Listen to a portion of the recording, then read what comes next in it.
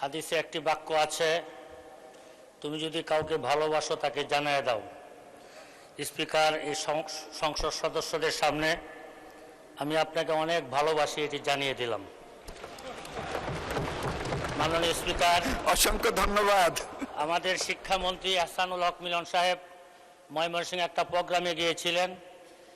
উনি অসংখ্য মানুষের সামনে ওনার আসনে আমাকে বসিয়ে আমাকে মাননীয় শিক্ষামন্ত্রী বলে সম্বোধন করে আমাকে সম্মানিত করেছিলেন। আপনার মাধ্যমে তাকেও আমি ধন্যবাদ জানাই। মাননীয় স্পিকার, আমার দল বাংলাদেশ খেলাফত মজলিস এর আমির আল্লামা মামুনুল হক সাহেব জোর করে আমাকে ইলেকশনে নামিয়েছিলেন, যে কারণে জনগণ আমাকে ভোট দিয়ে সংসদে পাঠিয়েছেন। আল্লামা মামুনুল হক সাহেবকে আমি ধন্যবাদ জানাই ফুলপুর তারাকান্দার মানুষগুলোকে, যারা তাদের দুঃখ কষ্ট এবং মনের কথাগুলো সংসদে বলার জন্য আমাকে সংসদে পাঠিয়েছেন, তাদেরকে ধন্যবাদ জানাই। মাননীয় স্পিকার, এই বঙ্গর অর্থনীতিতে আমাদের অর্থমন্ত্রী হৃষ্টপুষ্ট এবং হ্যান্ডসাম একটা বাজেট ঘোষণা করেছেন। আমি মনে করি বাজেটটা সর্বদিক থেকে ভালো না হলেও মোটামুটি তুলনামূলক ভালো। এরপরে এখানে আরেকটা এরকম বাজেট এই সংসদে অসংখ্য হয়েছে, বাজেটটা বাস্তবায়ন আমাদের স্থানীয়ভাবে বাস্তবায়ন হয় না। আমি এই বছর আশা করি, যেহেতু আমরা বঙ্গর অর্থনীতির উপর দাঁড়িয়ে আছি, আমরা 300-350 এমপি মন্ত্রী এখানে আছি, আমরা যদি হাদিস আল্লাহ রাসূল বলেছেন খায়রুন নাস মাইয়ানফাউন নাস, যে মানুষের কল্যাণ করে সে সবচেয়ে উত্তম ব্যক্তি, আর সংসদ সদস্যরা সবচেয়ে বেশি কল্যাণকর কামী, কল্যাণ করার সুযোগ থাকে। আমি মাননীয় স্পিকার, আপনার আসন নিয়েও কিছু কথা আমি বলবো, যে কারণে আপনার পক্ষ থেকে আমাকে একটু সময় দিবেন। আর আমার মাননীয় বিরোধী দলের চিফ হুইপ আমাকে বলেছেন সময়ের পরে 2 মিনিট উনি বাড়াবেন, তাহলে দুইজন যদি 2 মিনিট করে বাড়ান 4 মিনিট সময় আমি পাবো ইনশাআল্লাহ। মাননীয় স্পিকার, এই চিফ হুইপ মহোদয় কিন্তু নেই, মাননীয় চিফ হুইপ মহোদয় নেই এখানে। যিনি আছেন আমাদের রফিকুল ইসলাম খান সাহেব আছেন, উনি হয়তো সময় বাড়িয়ে দিবেন, হুইপ আছেন। মাননীয় স্পিকার, যে অর্থনীতির উপর আমাদের এই দেশ দাঁড়িয়ে আছে, সেই অর্থনীতির উপরে সবচেয়ে বেশি লুটপাট হয়। সেই অর্থনীতি লুটপাট যদি না হতো, এই দেশ উন্নয়নের জন্য 54 বছর অপেক্ষা করা লাগতো না। আজকে 54 বছর যাবৎ এই দেশের মানুষ সাফারা হচ্ছে। আমাদের এই দেশে যারা জনপ্রতিনিধি হয় এবং বিশেষ করে অনেক সরকারি কর্মচারী আছেন, যারা ঘুষ বাণিজ্য এবং অর্থ লুটপাটের সাথে জড়িত থাকার কারণে গত 17 বছর ইতিহাস আপনার এবং আমাদের সামনে আছে। আমি এখানে যারা আছেন এই বছরে 350 এমপি মন্ত্রীদের কাছে অনুরোধ করব, 5টা বছর জনগণের জন্য আপনারা মেহনত করেন। 5টা বছরের এই অর্থ বরাদ্দ জনগণের পিছনে ব্যয় করেন। এখানে যদি আপনারা এখানে খেয়ানত না করেন, এই 1 বছরের অর্থ বাজেটে আমাদের গ্রামের উন্নয়ন হবে ইনশাআল্লাহ।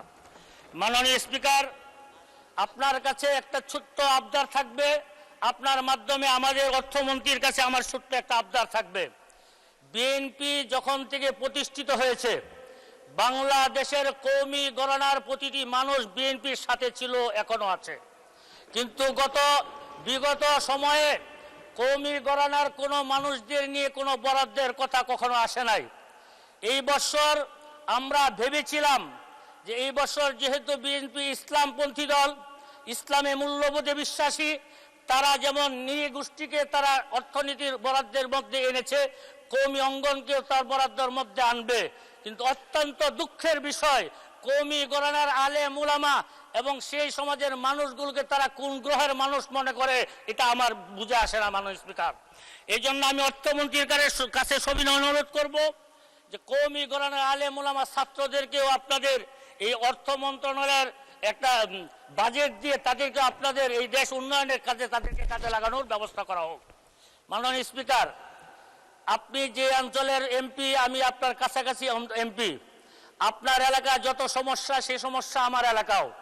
লক্ষ লক্ষ মানুষের শুধু একটাই ফোন আসে, এই বৃষ্টির দিন মানুষ কোথাও চলাচল করতে পারে না, প্রতিটা রাস্তাঘাটে হাঁটু পানি পর্যন্ত জমে যায়, রিক্সা উল্টে অনেক মানুষ অ্যাক্সিডেন্ট করে। মাননীয় স্পিকার, আমি আপনার কাছে আপনার মাধ্যমে অনুরোধ করব। মাননীয় সদস্য, সময় শেষ, তারপরেও 2 মিনিট দাবি করা হচ্ছে, 2 মিনিট বাড়িয়ে দেওয়া হলো। আর আপনার কনস্টিটিউন্সির উপর দিয়ে আমি যাই, একটা তো দায়বদ্ধতাও আছে, 2 মিনিট বাড়িয়ে দেওয়া হলো। তার পক্ষ থেকে 2 মিনিট চাই মাননীয় স্পিকার। গ্রামীণ অর্থনীতিকে আগে আনতে হলে রাস্তাঘাটের উন্নয়ন লাগবে।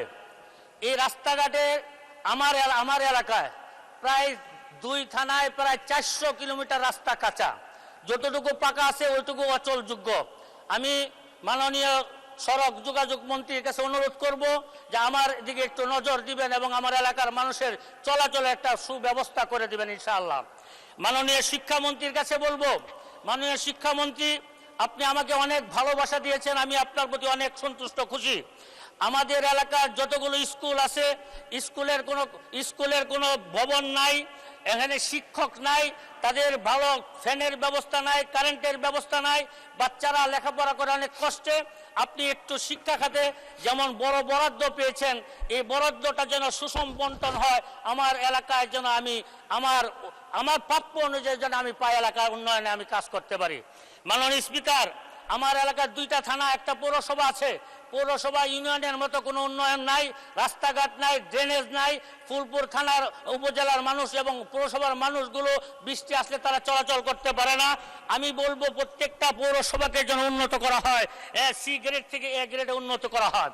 ঠিক তেমনিভাবে তারাকান্দা বিশাল একটা বাজার এবং বিশাল জনগোষ্ঠী এখানে বসবাস করে। এটা পৌরসভা না থাকার কারণে গ্রামের এলাকার মতো ইউনিয়ন পরিষদের মতো রাস্তাঘাট নাই, ড্রেনেজ নাই, জলবদ্ধতার কারণে মানুষ চলাচল করতে পারে না। মাননীয় স্পিকার, আপনার মাধ্যমে তারাকান্দা যেমন উন্নয়ন চাই, ঠিক তেমনিভাবে তারাকান্দাকে পৌরসভা ঘোষণা করা হোক, এই আবেদন আমি আপনার মাধ্যমে জানাই। মাননীয় স্পিকার, সময় শেষ হয়ে যাচ্ছে, আপনি দয়া করে একটু সময় আমাকে বাড়িয়ে দিবেন।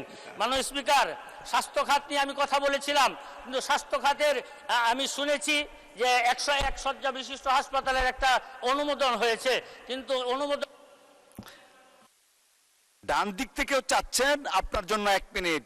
ভালো জনপ্রিয় মানুষ, নেন 1 মিনিট। মাননীয় স্পিকার, আমরা বৃহত্তর ময়মনসিংহ সবসময় উন্নয়ন থেকে বঞ্চিত, যেমন আপনি জানেন, আমরাও জানি, সামনে যারা আছেন তারাও জানেন। আজকে প্রধানমন্ত্রী বেগম খালেদা জিয়া বেঁচে থাকলে হয়তো আমি এই বেঞ্চে না থেকে ওই বেঞ্চে থাকতাম। আমি আপনাকে আমাদের অভিভাবক মনে করি, আপনি অভিভাবক হয়ে আমাদের বৃহত্তর ময়মনসিংহ উন্নয়নে আমাদেরকে অবদান রাখার সুযোগ দেবেন ইনশাআল্লাহ। সাথে সাথে গতকালকে একটা সংবাদ পাইলাম যে ময়মনসিংহ থেকে শেরপুরের রেল লাইনের একটা অনুমোদন পাশ হয়েছে।